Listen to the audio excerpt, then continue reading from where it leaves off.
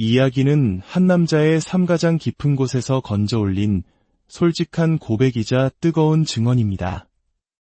오늘 이 증언을 듣게 되신 여러분 모두에게 주님의 크신 은혜가 함께하기를 먼저 기도합니다. 만약 이 이야기가 여러분의 마음에 작은 울림이라도 준다면 이 은혜의 증언을 주변의 다른 영혼들과도 함께 나누어 주십시오. 그 나눔을 통해 하나님의 사랑이 더욱 널리 퍼져나가기를 소망합니다. 주님의 이름으로 여러분의 삶에 평안과 축복이 가득하기를 기도하며 이제 조용히 그의 목소리에 귀 기울여 보겠습니다. 넌 누구를 위해 살았느냐? 그분의 음성이 제 영혼을 관통하는 순간 저는 그 자리에 무릎 꿇고 그동안 참아왔던 눈물을 폭포수처럼 쏟아냈습니다. 주체할 수 없는 울음과 함께 터져나온 한마디. 주님, 저를 용서해 주십시오. 제 삶을 송두리째 바꿔놓은 그날의 경험을 여러분과 나누고 싶습니다. 저는 평범한 사람이었습니다. 한때는 작은 사업체를 운영하며 남부럽지 않게 살았습니다. 그리고 제 삶의 절반 이상을 교회와 함께했다고 자부하며 살았습니다. 특히 사업을 하던 20년 동안 저는 매달 드리는 11조를 단 한 번도 거른 적이 없었습니다. 매달 첫째 주일이 되면 저는 경건한 마음으로 헌금 봉투를 준비했습니다. 봉투에 정확한 액수를 기입하고 제 이름을 정성껏 서명했습니다. 마치 중요한 계약서라도 쓰는 것처럼 꼼꼼하게 봉투를 봉하며 이것이야말로 하나님과의 약속을 지키는 가장 중요한 의무라고 굳게 믿었습니다. 사업은 제법 성공적이었습니다. 그 덕분에 교회에서는 장로 추천까지 받으며 주변 사람들로부터 모범적인 신자라는 칭찬을 듣곤 했습니다. 교회에 큰 행사가 있을 때면 언제나 제가 앞장섰고 남들이 보기에는 정말 흠잡을 데 없는 신앙인의 모습이었을 겁니다. 그리고 솔직히 저 자신도 그렇게 믿었습니다. 제가 드리는 헌금 액수만큼이나 제 믿음도 깊고 단단하다고 착각하며 살았던 것입니다. 하지만 제 마음 깊은 곳을 들여다보면 그곳에는 다른 계산이 자리 잡고 있었습니다. 기도는 진정한 소통이라기보다 기계적인 습관에 가까웠습니다. 새벽 예배에 참석하는 날이면 오늘도 내가 이 새벽을 깨웠으니 하나님께서 분명 나에게 복을 주시겠지 하는 기대와 계산이 먼저 앞섰습니다. 기도의 내용 또한 대부분 제 사업의 번창, 가족의 건강, 그리고 세상에서의 제 명예를 위한 것들이었습니다. 온전히 하나님을 찬양하거나 가난하고 소외된 이웃을 위한 기도는 드물었습니다. 특히 11조는 저에게 일종의 투자와도 같았습니다. 이만큼 드렸으니 하나님도 내 편을 들어주셔야 합니다. 사업은 더 번창하게 해주시고 제 자식들은 남들보다 더 잘되게 해주셔야 합니다. 이런 마음이 제 신앙의 본질이었습니다. 제가 드리는 헌금이 마치 하나님과의 어떤 거래 조건이라도 되는 것처럼 생각했던 겁니다. 주일 예배 시간에 목사님께서 하나님께 드린 물질은 아름다운 열매가 되어 돌아온다고 설교하시면 저는 그 말씀이 곧 제가 더 큰 부자가 되고 더 높은 명예를 얻는다는 의미로만 들렸습니다. 저는 철저하게 저의 유익을 계산하며 신앙생활을 했습니다. 사람들에게 인정받는 것, 교회에서 중요한 직분을 맡는 것, 그런 외적인 모습들이 저를 더 훌륭한 신자로 만들어준다고 착각했습니다. 제 안에 숨겨진 탐욕과 명예욕은 신앙이라는 거룩한 이름으로 그럴듯하게 포장되어 있었던 것입니다. 겉으로는 하나님을 위한다고 말했지만 사실은 철저히 저 자신만을 위한 이기적인 믿음이었습니다. 하지만 그때는 정말이지 그때는 그것을 전혀 깨닫지 못했습니다. 그날도 여느 때와 다름없는 주일 아침이었습니다. 교회에 갈 준비를 하며 저는 어김없이 헌금 봉투를 정성껏 준비했습니다. 봉투에 금액을 적고 제 이름을 쓴 뒤 이번 달에도 완벽하게 의무를 다했으니 분명 좋은 일이 있을 거야라고 생각했던 그 순간이 아직도 생생합니다. 하지만 그 순간이 제 이 땅에서의 마지막이 될 줄은 꿈에도 몰랐습니다. 막 집을 나서려는데 갑자기 머리가 핑 돌면서 극심한 어지럼증이 느껴졌습니다. 가볍게 생각할 틈도 없이 몸이 휘청거리더니 그대로 바닥에 쓰러지고 말았습니다. 아내가 제 이름을 부르며 달려왔지만 이미 제 의식은 아득한 어둠 속으로 빨려 들어가고 있었습니다. 나중에 아내에게 들은 이야기지만 저는 그 자리에서 심정지가 왔다고 합니다. 구급차에 실려 병원 응급실로 이송되는 동안 제 심장은 이미 멈춰 있었습니다. 응급실은 아수라장이었습니다. 의사와 간호사들이 분주하게 움직였고 아내는 제 이름을 부르며 울부짖었습니다. 의료진은 필사적으로 심폐소생술을 시도했습니다. 제 가슴을 압박하고 제세동기를 사용하며 저를 살리려 애썼지만 그 모든 소리와 움직임은 점차 멀어져 갔습니다. 마치 깊은 물속으로 가라앉는 것처럼 모든 감각이 사라지고 완전한 어둠이 저를 삼켰습니다. 하지만 그것이 끝이 아니었습니다. 제 육체는 병원 침대에 누워 있었지만 제 영혼은 이미 몸을 벗어나 있었습니다. 저는 제 육신이 심폐소생술을 받는 모습을 마치 영화의 한 장면처럼 담담하게 내려다보고 있었습니다. 아내의 흐느낌도 의료진의 다급한 목소리도 모두 들렸지만 저는 그곳에 없었습니다. 제 영혼은 그저 위로, 한없이 위로 떠오르고 있었습니다. 의식이 다시 선명해졌을 때 저는 더 이상 병원에 있지 않았습니다. 제 주변은 세상의 어떤 빛과도 비교할 수 없는 맑고 투명한 빛으로 가득했습니다. 그 빛은 말로 표현할 수 없는 절대적인 평온함을 안겨주었습니다. 제 주변에는 저처럼 떠다니는 수많은 영혼들이 보였습니다. 그들의 얼굴에는 고뇌나 슬픔 없이 오직 평화만이 가득했습니다. 그 빛 속을 떠다니다 보니 저 멀리 황금처럼 빛나는 거대한 문이 보였습니다. 온 우주를 품은 듯 웅장하고 신비로운 문. 그곳은 의심할 여지 없이 천국의 문턱이었습니다. 그리고 그 문 앞에 한 존재가 저를 기다리고 계셨습니다. 그분은 어떤 형체로도 설명할 수 없었습니다. 빛 그 자체이셨지만 동시에 가장 분명하고 압도적인 존재감을 느끼게 하는 분이었습니다. 그분의 존재만으로도 제 마음속 모든 어둠과 교만이 산산조각 나는 듯했습니다. 말로 설명할 수 없는 경외감과 사랑이 제 존재 전체를 가득 채웠습니다. 제 영혼은 이미 그분 앞에 가장 낮은 자세로 엎드려 있었습니다. 그때 그분의 목소리가 제 존재 깊숙한 곳을 울렸습니다.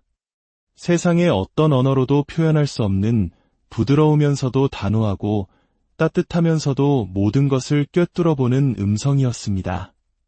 도연아, 너는 누구를 위해 살았느냐? 그 질문은 마치 번개처럼 제 심장을 내리쳤습니다. 저는 아무런 대답도 할 수 없었습니다. 수십 년간 하나님을 위해 살았다고 자부해왔지만 그 질문 앞에서 저의 모든 것은 거짓이었음이 드러났습니다. 그러자 그분은 제 58년의 인생을 마치 스크린에 영상을 띄우듯 제 눈앞에 펼쳐 보여주셨습니다. 사람들 앞에서 손을 모으고 기도하던 모습, 가장 큰 헌금 봉투를 헌금함에 넣던 모습, 교회 건축을 위해 큰 액수를 기부하고 감사패를 받던 모습, 겉으로 보기에 참으로 모범적이고 뿌듯했던 순간들이었습니다. 하지만 영상은 거기서 멈추지 않았습니다. 그분의 빛은 저의 마음속 가장 깊은 곳, 제가 감추고 싶었던 모든 생각과 동기까지 남김없이 비추었습니다. 기도를 하며 속으로는 사업의 성공을 계산했고 헌금을 드리면서는 더 큰 보상을 기대했으며 봉사를 하면서는 사람들의 인정을 갈망했던 제 모습이 적나라하게 드러났습니다. 기도는 간절한 소통이 아니라 제 욕망을 채우기 위한 주문이었고 11조는 순수한 감사가 아닌 더 큰 이득을 위한 조건부 투자였습니다. 저는 너무나도 부끄러워 고개를 들 수 없었습니다. 제가 쌓아 올렸다고 믿었던 신앙의 탑은 사실 제 이기심과 탐욕으로 얼룩진 모래성이었습니다. 그때 그분께서 조용히 말씀하셨습니다. 도연아, 11조는 돈이 아니다. 내가 내게 드려야 하는 것은 물질의 10분의 1이 아니다. 나에게는 너의 마음이, 너의 시간과 정성이, 내 삶 전체가 돌아와야 한다. 그 말씀은 저를 완전히 산산조각 냈습니다. 저는 그동안 무엇을 착각하고 무엇을 놓치고 살았는지 비로소 깨달았습니다. 하나님은 제 돈이 아니라 제 마음을 원하고 계셨던 겁니다. 제 삶의 방향, 제 존재 자체를 원하고 계셨던 겁니다. 그 깨달음의 순간 저는 참았던 눈물을 쏟아냈습니다. 뼈 속까지 시린 듯한 회한이 저를 덮쳤습니다. 제가 살아온 모든 순간들이 후회로 가득 찼습니다. 제가 드린 모든 것이 하나님께 드린 것이 아니라 제 욕망에 바친 재물이었음을 깨닫고 엄청난 죄책감에 휩싸였습니다. 흐느끼는 목소리로 저는 외쳤습니다. 주님, 주님, 저를 용서해 주세요. 제가 드린 건 그저 돈이었을 뿐 제 마음은 드리지 않았습니다. 제 삶은 온전히 저를 위한 것이었습니다. 진심으로 영혼 깊숙한 곳에서부터 터져나오는 회개였습니다. 그동안 단 한 번도 느껴보지 못했던 진실된 죄책감과 동시에 그분의 한없는 사랑과 용서가 제 영혼을 따뜻하게 감쌌습니다. 어두운 터널 끝에서 밝은 빛을 만난 듯 제 마음 깊은 곳에서부터 평안이 밀려왔습니다. 제가 울음을 그칠 때까지 그분은 저를 조용히 지켜보셨습니다. 그 시선에는 판단이나 비난이 아닌 오직 따뜻한 사랑과 연민만이 가득했습니다. 그리고 다시 말씀하셨습니다.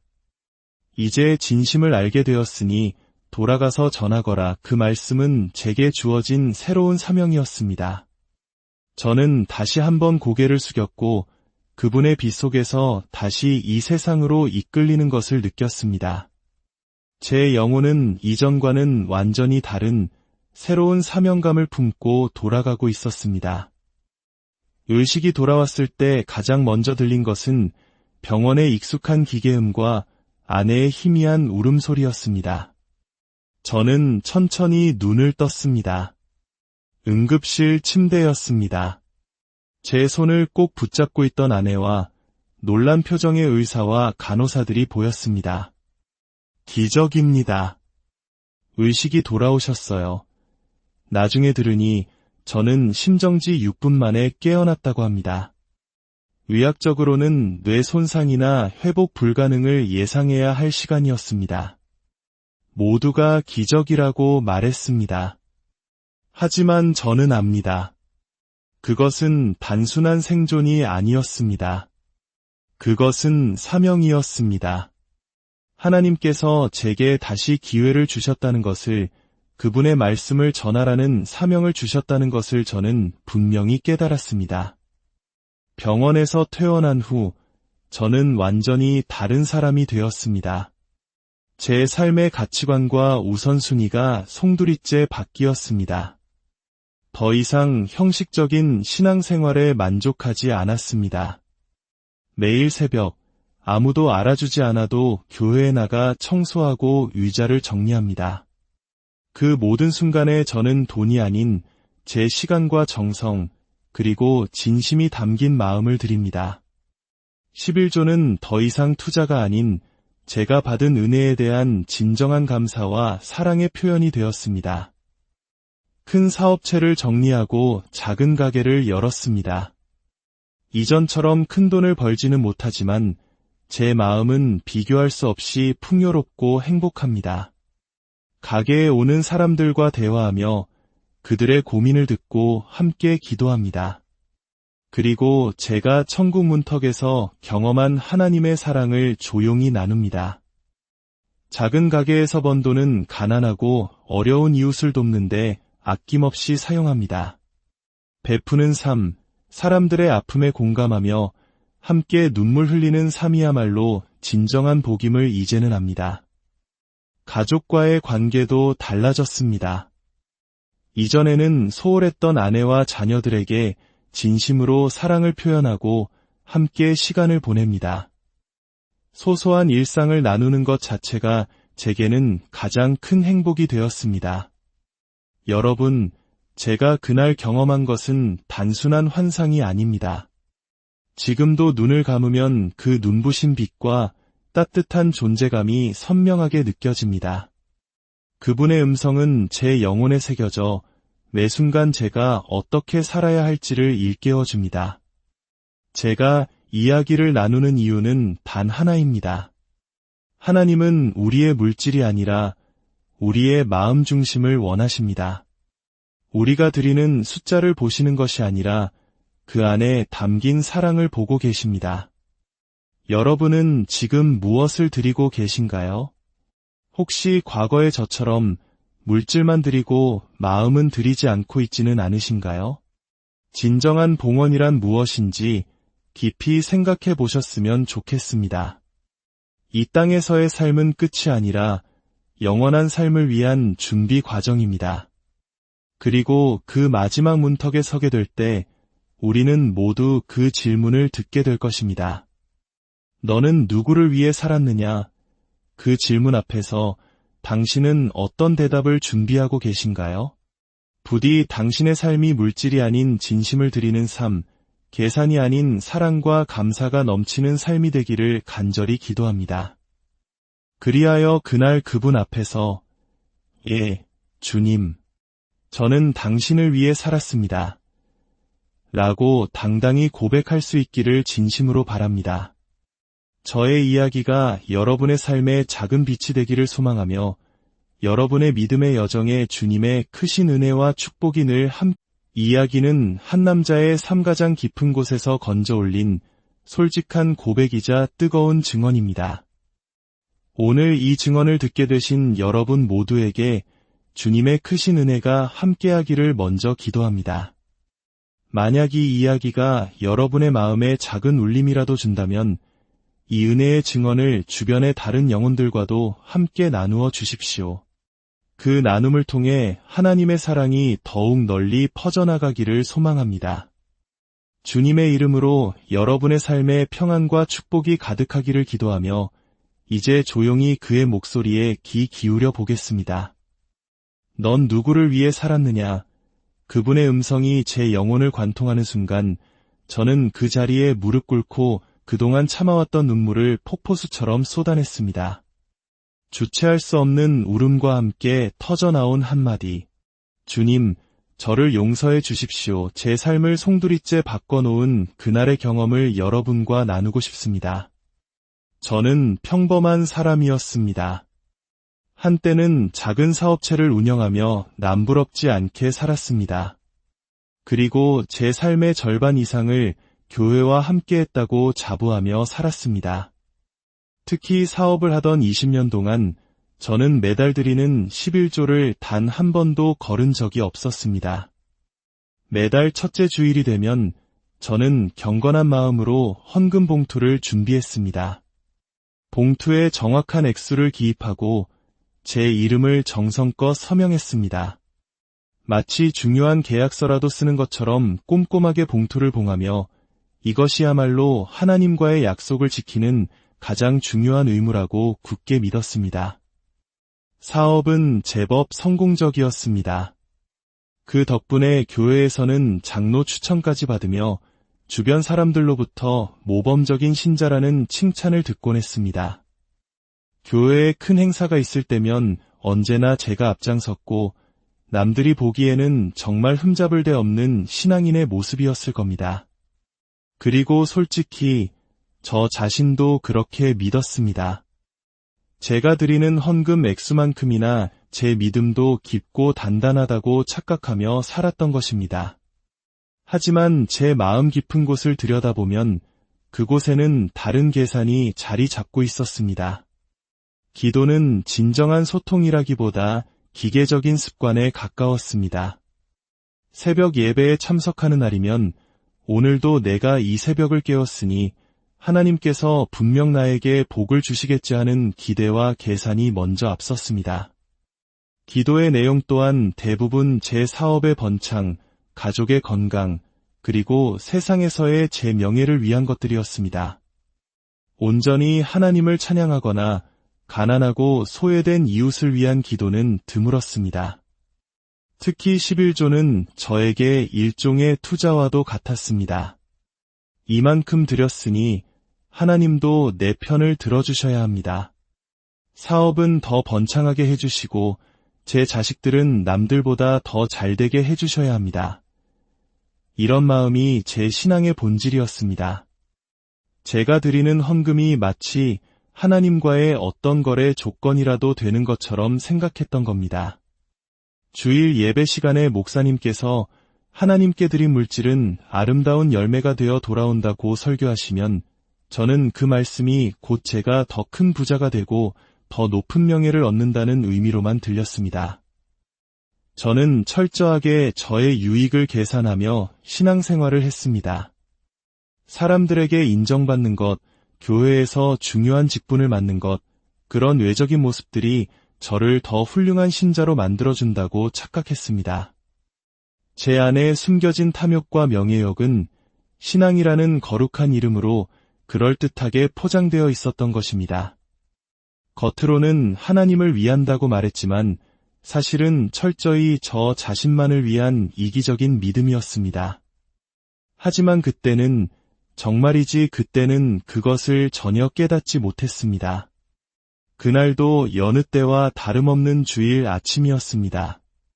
교회에 갈 준비를 하며 저는 어김없이 헌금 봉투를 정성껏 준비했습니다. 봉투에 금액을 적고 제 이름을 쓴 뒤 이번 달에도 완벽하게 의무를 다했으니 분명 좋은 일이 있을 거야라고 생각했던 그 순간이 아직도 생생합니다. 하지만 그 순간이 제 이 땅에서의 마지막이 될 줄은 꿈에도 몰랐습니다. 막 집을 나서려는데 갑자기 머리가 핑 돌면서 극심한 어지럼증이 느껴졌습니다. 가볍게 생각할 틈도 없이 몸이 휘청거리더니 그대로 바닥에 쓰러지고 말았습니다. 아내가 제 이름을 부르며 달려왔지만 이미 제 의식은 아득한 어둠 속으로 빨려 들어가고 있었습니다. 나중에 아내에게 들은 이야기지만 저는 그 자리에서 심정지가 왔다고 합니다. 구급차에 실려 병원 응급실로 이송되는 동안 제 심장은 이미 멈춰 있었습니다. 응급실은 아수라장이었습니다. 의사와 간호사들이 분주하게 움직였고 아내는 제 이름을 부르며 울부짖었습니다. 의료진은 필사적으로 심폐소생술을 시도했습니다. 제 가슴을 압박하고 제세동기를 사용하며 저를 살리려 애썼지만 그 모든 소리와 움직임은 점차 멀어져 갔습니다. 마치 깊은 물속으로 가라앉는 것처럼 모든 감각이 사라지고 완전한 어둠이 저를 삼켰습니다. 하지만 그것이 끝이 아니었습니다. 제 육체는 병원 침대에 누워 있었지만 제 영혼은 이미 몸을 벗어나 있었습니다. 저는 제 육신이 심폐소생술을 받는 모습을 마치 영화의 한 장면처럼 담담하게 내려다보고 있었습니다. 아내의 흐느낌도 의료진의 다급한 목소리도 모두 들렸지만 저는 그곳에 없었습니다. 제 영혼은 그저 위로, 한없이 위로 떠오르고 있었습니다. 의식이 다시 선명해졌을 때 저는 더 이상 병원에 있지 않았습니다. 제 주변은 세상의 어떤 빛과도 비교할 수 없는 맑고 투명한 빛으로 가득했습니다. 그 빛은 말로 표현할 수 없는 절대적인 평온함을 안겨주었습니다. 제 주변에는 저처럼 떠다니는 수많은 영혼들이 보였습니다. 그들의 얼굴에는 고뇌나 슬픔 없이 오직 평화만이 가득했습니다. 그 빛 속을 떠다니다 보니 저 멀리 황금처럼 빛나는 거대한 문이 보였습니다. 온 우주를 품은 듯 웅장하고 신비로운 문. 그곳은 의심할 여지 없이 천국의 문턱이었습니다. 그리고 그 문 앞에 한 존재가 저를 기다리고 계셨습니다. 그분은 어떤 형체로도 설명할 수 없었습니다. 빛 그 자체이셨지만 동시에 가장 분명하고 압도적인 존재감을 느끼게 하는 분이었습니다. 그분의 존재만으로도 제 마음속 모든 어둠과 교만이 산산조각 나는 듯했습니다. 말로 설명할 수 없는 경외감과 사랑이 제 존재 전체를 가득 채웠습니다. 제 영혼은 이미 그분 앞에 가장 낮은 자세로 엎드려 있었습니다. 그때 그분의 목소리가 제 존재 깊숙한 곳을 울렸습니다. 세상의 어떤 언어로도 표현할 수 없는 부드러우면서도 단호하고 따뜻하면서도 모든 것을 꿰뚫어보는 음성이었습니다. 도연아, 너는 누구를 위해 살았느냐? 그 질문은 마치 번개처럼 제 심장을 내리쳤습니다. 저는 아무런 대답도 할 수 없었습니다. 수십 년간 하나님을 위해 살았다고 자부해왔지만 그 질문 앞에서 저의 모든 것은 거짓이었음이 드러났습니다. 그러자 그분은 제 58년의 인생을 마치 스크린에 영상을 띄우듯 제 눈앞에 펼쳐 보여주셨습니다. 사람들 앞에서 손을 모으고 기도하던 모습, 가장 큰 헌금 봉투를 헌금함에 넣던 모습, 교회 건축을 위해 큰 액수를 기부하고 감사패를 받던 모습, 겉으로 보기에 참으로 모범적이고 뿌듯했던 순간들이었습니다. 하지만 영상은 거기서 멈추지 않았습니다. 그분의 빛은 저의 마음속 가장 깊은 곳, 제가 감추고 싶었던 모든 생각과 동기까지 남김없이 비추었습니다. 기도를 하며 속으로는 사업의 성공을 계산했고, 헌금을 드리면서는 더 큰 보상을 기대했으며, 봉사를 하면서는 사람들의 인정을 갈망했던 제 모습이 적나라하게 드러났습니다. 기도는 간절한 소통이 아니라 제 욕망을 채우기 위한 주문이었고, 11조는 순수한 감사가 아닌 더 큰 이득을 위한 조건부 투자였습니다. 저는 너무나도 부끄러워 고개를 들 수 없었습니다. 제가 쌓아 올렸다고 믿었던 신앙의 탑은 사실 제 이기심과 탐욕으로 얼룩진 모래성이었습니다. 그때 그분께서 조용히 말씀하셨습니다. 도연아, 11조는 돈이 아니다. 내가 내게 드려야 하는 것은 물질의 10분의 1이 아니다. 나에게는 너의 마음이, 너의 시간과 정성이, 내 삶 전체가 돌아와야 한다. 그 말씀은 저를 완전히 산산조각 냈습니다. 저는 그동안 무엇을 착각하고 무엇을 놓치고 살았는지 비로소 깨달았습니다. 하나님은 제 돈이 아니라 제 마음을 원하고 계셨던 겁니다. 제 삶의 방향, 제 존재 자체를 원하고 계셨던 겁니다. 그 깨달음의 순간 저는 참았던 눈물을 쏟아냈습니다. 뼈 속까지 시린 듯한 회한이 저를 덮쳤습니다. 제가 살아온 모든 순간들이 후회로 가득 찼습니다.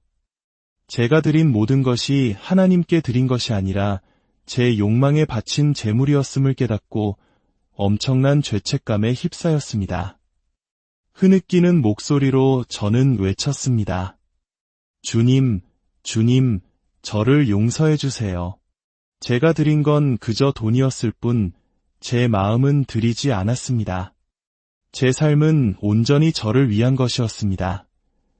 진심으로 영혼 깊숙한 곳에서부터 터져나오는 회개였습니다. 그동안 단 한 번도 느껴보지 못했던 진실된 죄책감과 동시에 그분의 한없는 사랑과 용서가 제 영혼을 따뜻하게 감쌌습니다.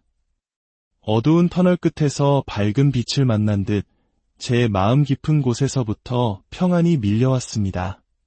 제가 울음을 그칠 때까지 그분은 저를 조용히 지켜보셨습니다. 그 시선에는 판단이나 비난이 아닌 오직 따뜻한 사랑과 연민만이 가득했습니다. 그리고 다시 말씀하셨습니다. 이제 진심을 알게 되었으니 돌아가서 전하거라. 그 말씀은 제게 주어진 새로운 사명이었습니다. 저는 다시 한번 고개를 숙였고 그분의 빛 속에서 다시 이 세상으로 이끌리는 것을 느꼈습니다. 제 영혼은 이전과는 완전히 다른 새로운 사명감을 품고 돌아가고 있었습니다. 의식이 돌아왔을 때 가장 먼저 들린 것은 병원의 익숙한 기계음과 아내의 희미한 울음소리였습니다. 저는 천천히 눈을 떴습니다. 응급실 침대였습니다. 제 손을 꼭 붙잡고 있던 아내와 놀란 표정의 의사와 간호사들이 보였습니다. 기적입니다. 의식이 돌아오셨어요. 나중에 들으니 저는 심정지 6분 만에 깨어났다고 합니다. 의학적으로는 뇌 손상이나 회복 불가능을 예상해야 할 시간이었습니다. 모두가 기적이라고 말했습니다. 하지만 저는 압니다. 그것은 단순한 생존이 아니었습니다. 그것은 사명이었습니다. 하나님께서 제게 다시 기회를 주셨다는 것을, 그분의 말씀을 전하라는 사명을 주셨다는 것을 저는 분명히 깨달았습니다. 병원에서 퇴원한 후 저는 완전히 다른 사람이 되었습니다. 제 삶의 가치관과 우선순위가 송두리째 바뀌었습니다. 더 이상 형식적인 신앙생활에 만족하지 않았습니다. 매일 새벽, 아무도 알아주지 않아도 교회에 나가 청소하고 의자를 정리합니다. 그 모든 순간에 저는 돈이 아닌 제 시간과 정성, 그리고 진심이 담긴 마음을 드립니다. 11조는 더 이상 투자가 아닌 제가 받은 은혜에 대한 진정한 감사와 사랑의 표현이 되었습니다. 큰 사업체를 정리하고 작은 가게를 열었습니다. 이전처럼 큰 돈을 벌지는 못하지만 제 마음은 비교할 수 없이 풍요롭고 행복합니다. 가게에 오는 사람들과 대화하며 그들의 고민을 듣고 함께 기도합니다. 그리고 제가 천국 문턱에서 경험한 하나님의 사랑을 조용히 나눕니다. 작은 가게에서 번 돈은 가난하고 어려운 이웃을 돕는데 아낌없이 사용합니다. 베푸는 삶, 사람들의 아픔에 공감하며 함께 눈물 흘리는 삶이야말로 진정한 복임을 이제는 압니다. 가족과의 관계도 달라졌습니다.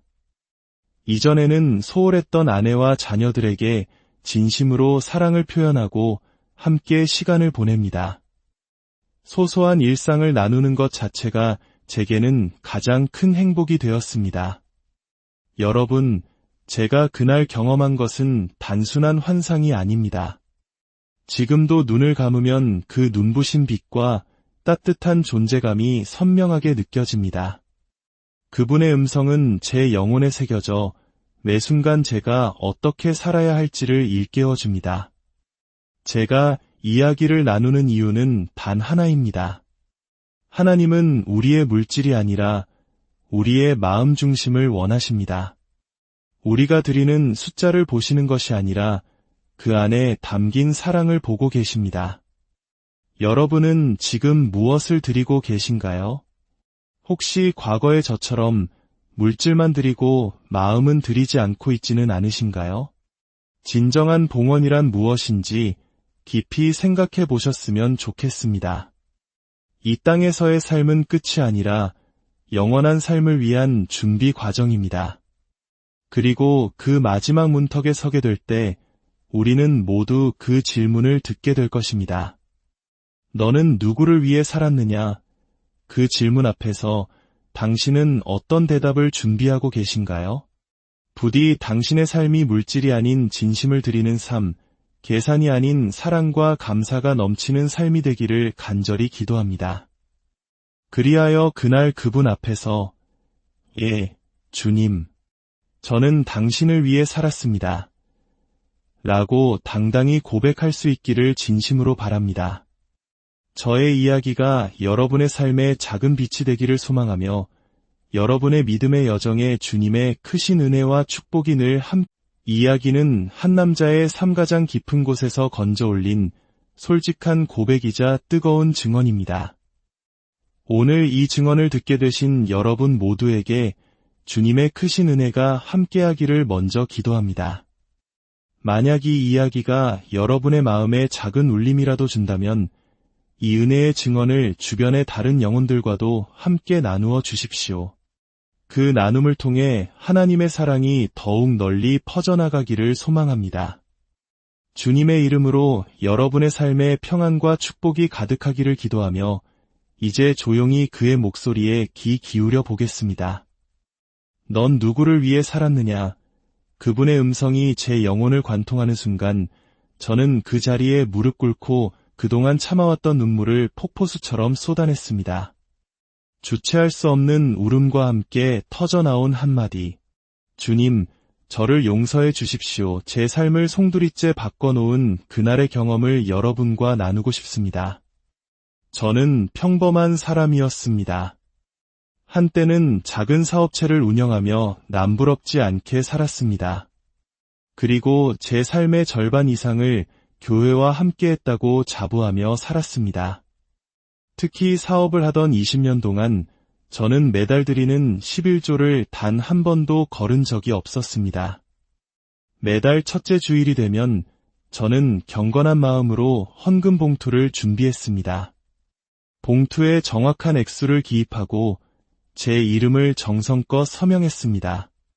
마치 중요한 계약서라도 쓰는 것처럼 꼼꼼하게 봉투를 봉하며 이것이야말로 하나님과의 약속을 지키는 가장 중요한 의무라고 굳게 믿었습니다. 사업은 제법 성공적이었습니다. 그 덕분에 교회에서는 장로 추천까지 받으며 주변 사람들로부터 모범적인 신자라는 칭찬을 듣곤 했습니다. 교회에 큰 행사가 있을 때면 언제나 제가 앞장섰고 남들이 보기에는 정말 흠잡을 데 없는 신앙인의 모습이었을 겁니다. 그리고 솔직히 저 자신도 그렇게 믿었습니다. 제가 드리는 헌금 액수만큼이나 제 믿음도 깊고 단단하다고 착각하며 살았던 것입니다. 하지만 제 마음 깊은 곳을 들여다보면 그곳에는 다른 계산이 자리 잡고 있었습니다. 기도는 진정한 소통이라기보다 기계적인 습관에 가까웠습니다. 새벽 예배에 참석하는 날이면 오늘도 내가 이 새벽을 깨웠으니 하나님께서 분명 나에게 복을 주시겠지 하는 기대와 계산이 먼저 앞섰습니다. 기도의 내용 또한 대부분 제 사업의 번창, 가족의 건강, 그리고 세상에서의 제 명예를 위한 것들이었습니다. 온전히 하나님을 찬양하거나 가난하고 소외된 이웃을 위한 기도는 드물었습니다. 특히 11조는 저에게 일종의 투자와도 같았습니다. 이만큼 드렸으니 하나님도 내 편을 들어주셔야 합니다. 사업은 더 번창하게 해주시고 제 자식들은 남들보다 더 잘되게 해주셔야 합니다. 이런 마음이 제 신앙의 본질이었습니다. 제가 드리는 헌금이 마치 하나님과의 어떤 거래 조건이라도 되는 것처럼 생각했던 겁니다. 주일 예배 시간에 목사님께서 하나님께 드린 물질은 아름다운 열매가 되어 돌아온다고 설교하시면 저는 그 말씀이 곧 제가 더 큰 부자가 되고 더 높은 명예를 얻는다는 의미로만 들렸습니다. 저는 철저하게 저의 유익을 계산하며 신앙생활을 했습니다. 사람들에게 인정받는 것, 교회에서 중요한 직분을 맡는 것, 그런 외적인 모습들이 저를 더 훌륭한 신자로 만들어준다고 착각했습니다.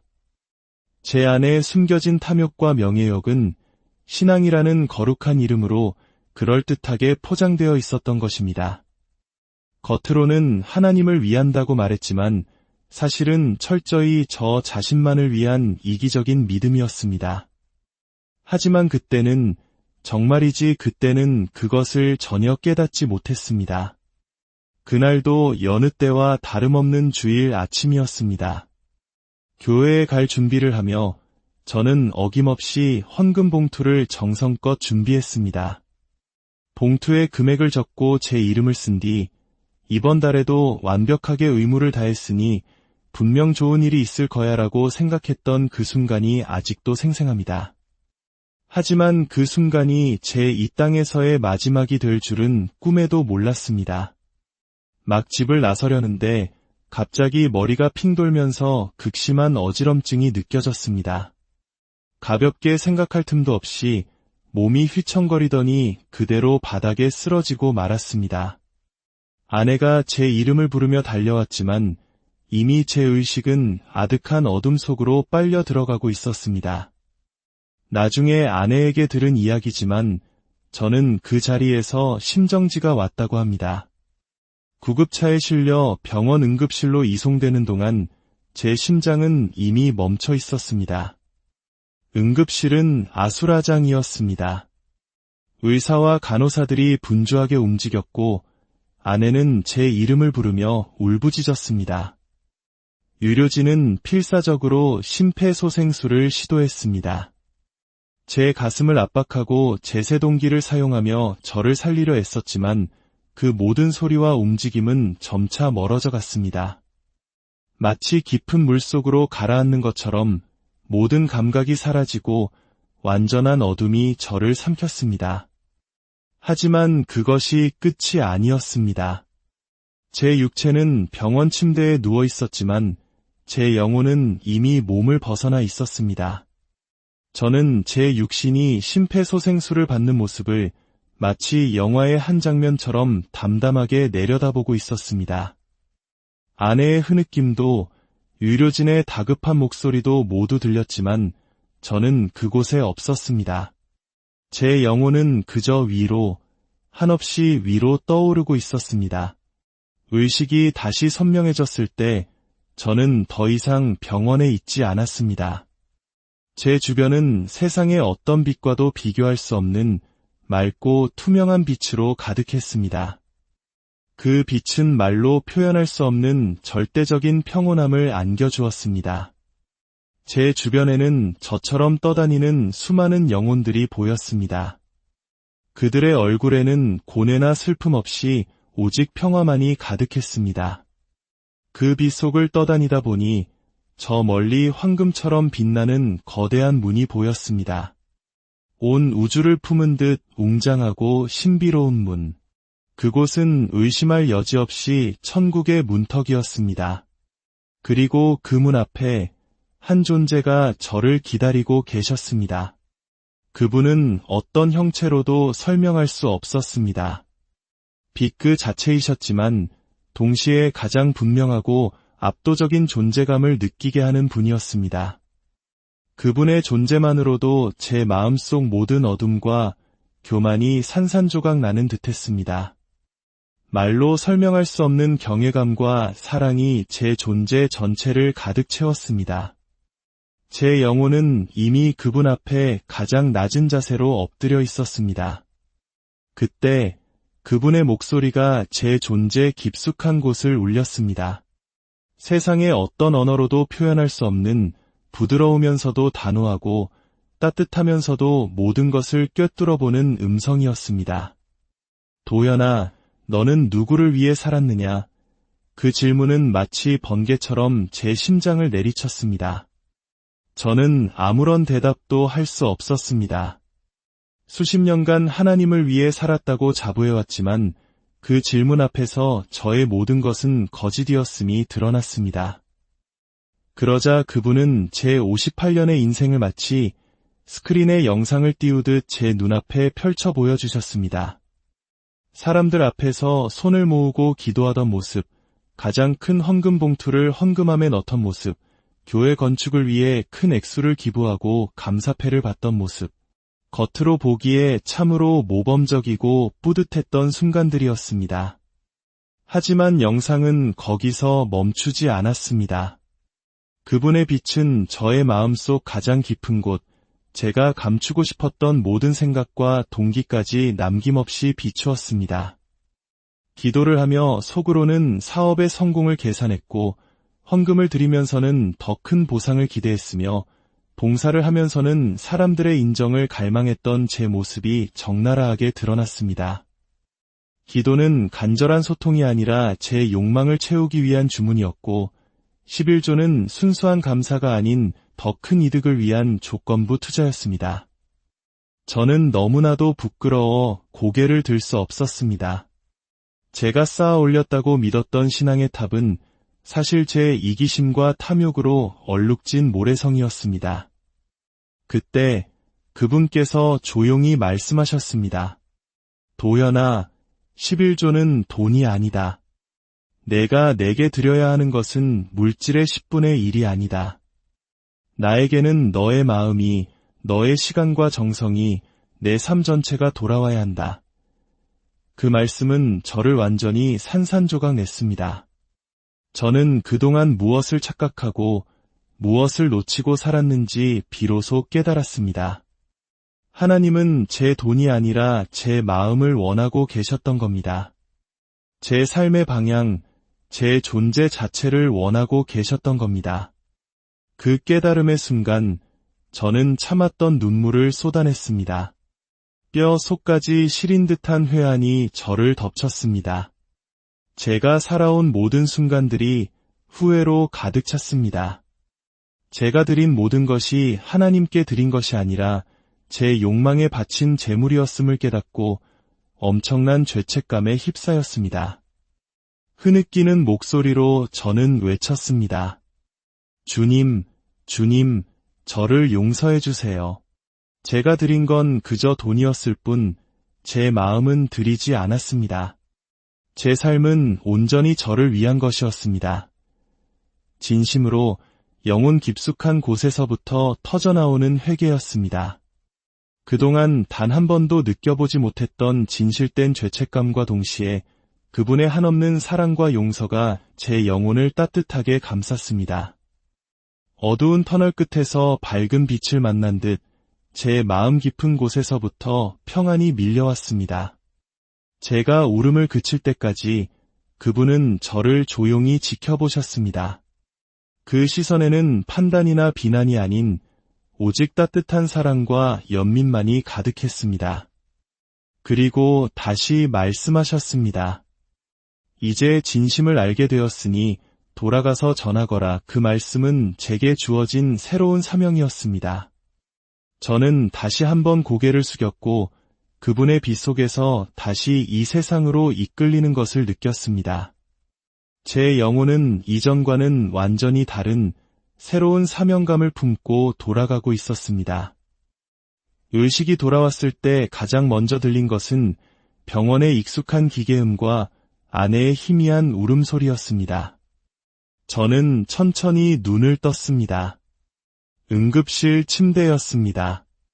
제 손을 꼭 붙잡고 있던 아내와 놀란 표정의 의사와 간호사들이 보였습니다. 기적입니다. 의식이 돌아오셨어요. 나중에 들으니 저는 심정지 6분 만에 깨어났다고 합니다. 의학적으로는 뇌 손상이나 회복 불가능을 예상해야 할 시간이었습니다. 모두가 기적이라고 말했습니다. 하지만 저는 압니다. 그것은 단순한 생존이 아니었습니다. 그것은 사명이었습니다. 하나님께서 제게 다시 기회를 주셨다는 것을, 그분의 말씀을 전하라는 사명을 주셨다는 것을 저는 분명히 깨달았습니다. 병원에서 퇴원한 후 저는 완전히 다른 사람이 되었습니다. 제 삶의 가치관과 우선순위가 송두리째 바뀌었습니다. 더 이상 형식적인 신앙생활에 만족하지 않았습니다.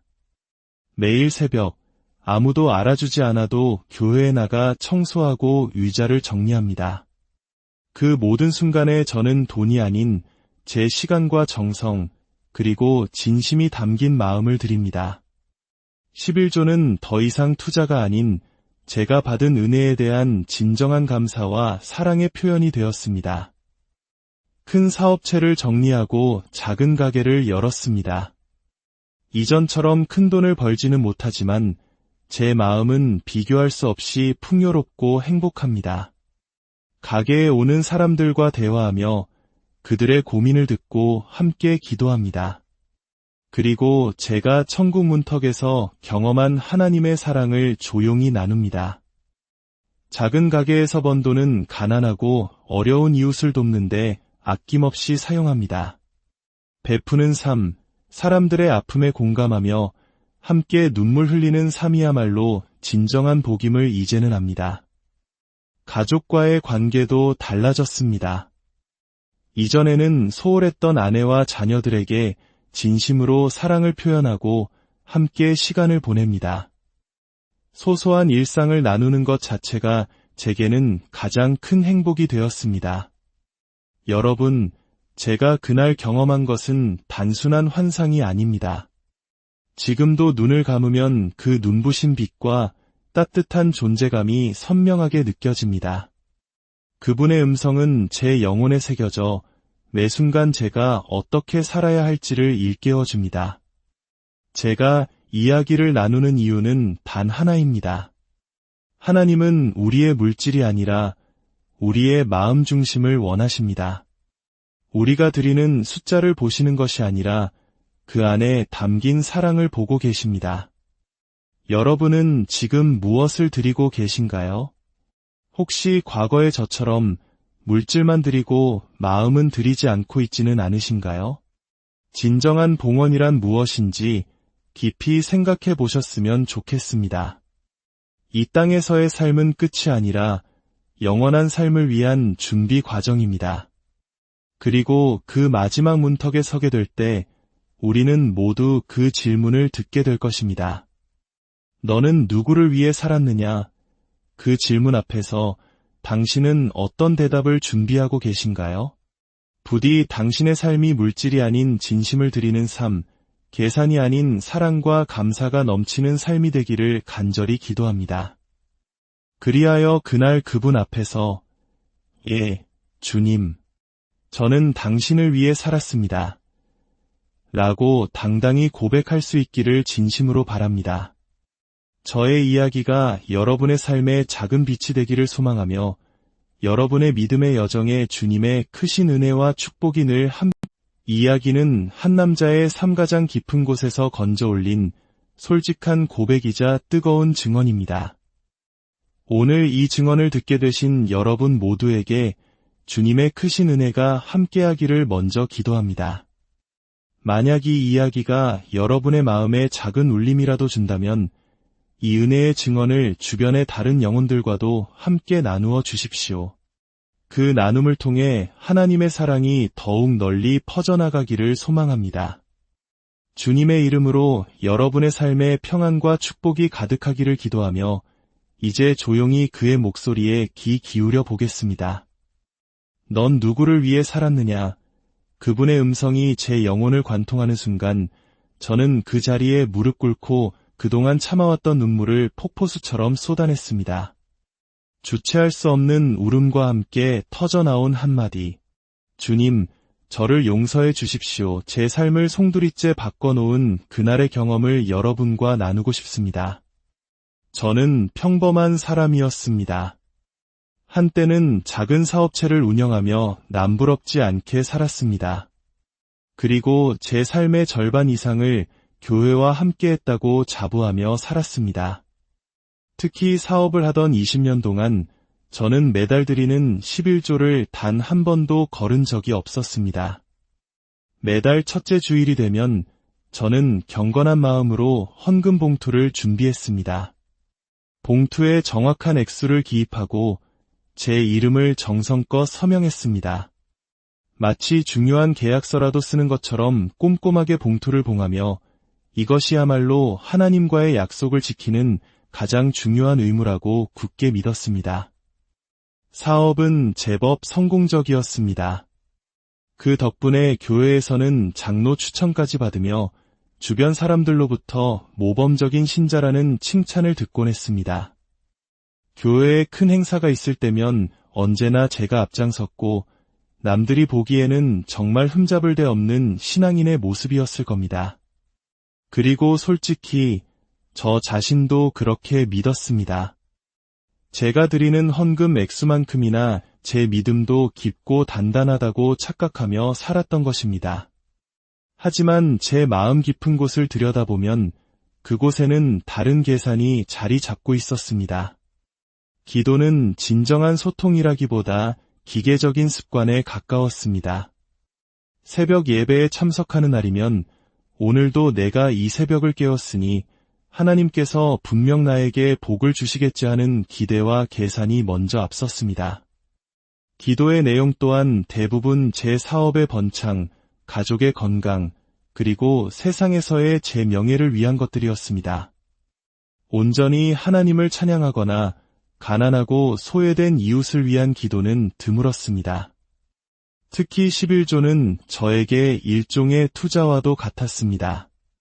이만큼 드렸으니 하나님도 내 편을 들어주셔야 합니다. 사업은 더 번창하게 해주시고 제 자식들은 남들보다 더 잘되게 해주셔야 합니다. 이런 마음이 제 신앙의 본질이었습니다. 제가 드리는 헌금이 마치 하나님과의 어떤 거래 조건이라도 되는 것처럼 생각했던 겁니다. 주일 예배 시간에 목사님께서 하나님께 드린 물질은 아름다운 열매가 되어 돌아온다고 설교하시면 저는 그 말씀이 곧 제가 더 큰 부자가 되고 더 높은 명예를 얻는다는 의미로만 들렸습니다. 저는 철저하게 저의 유익을 계산하며 신앙생활을 했습니다. 사람들에게 인정받는 것, 교회에서 중요한 직분을 맡는 것, 그런 외적인 모습들이 저를 더 훌륭한 신자로 만들어준다고 착각했습니다. 제 안에 숨겨진 탐욕과 명예욕은 신앙이라는 거룩한 이름으로 그럴듯하게 포장되어 있었던 것입니다. 겉으로는 하나님을 위한다고 말했지만 사실은 철저히 저 자신만을 위한 이기적인 믿음이었습니다. 하지만 그때는 정말이지 그때는 그것을 전혀 깨닫지 못했습니다. 그날도 여느 때와 다름없는 주일 아침이었습니다.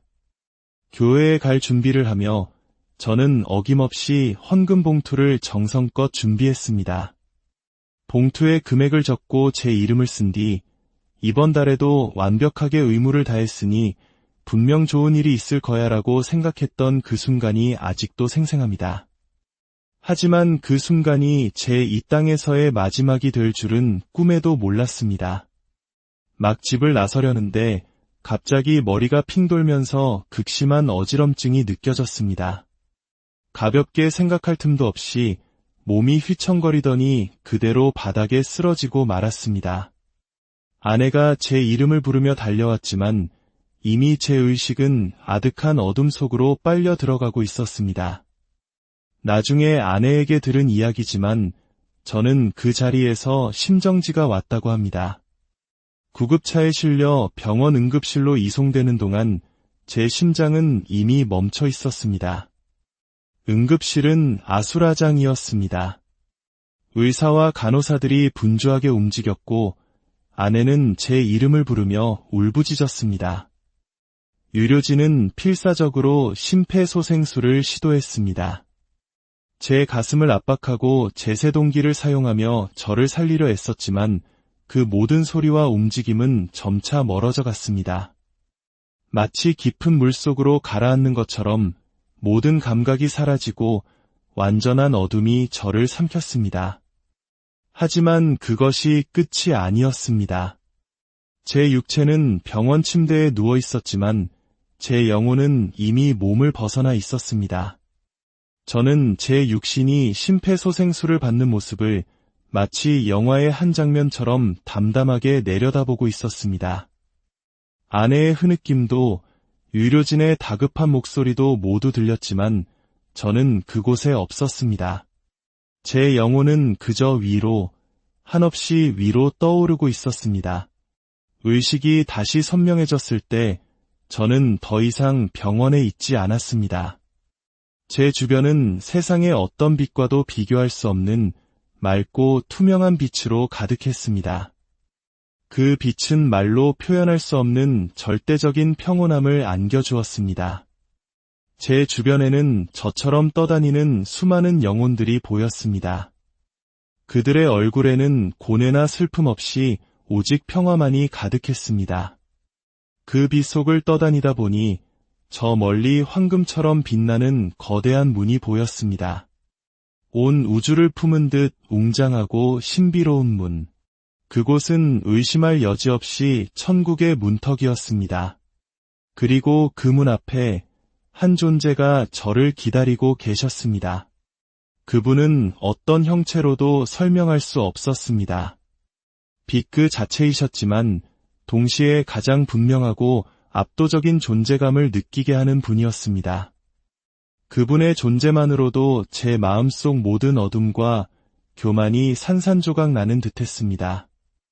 말로 설명할 수 없는 경외감과 사랑이 제 존재 전체를 가득 채웠습니다. 제 영혼은 이미 그분 앞에 가장 낮은 자세로 엎드려 있었습니다.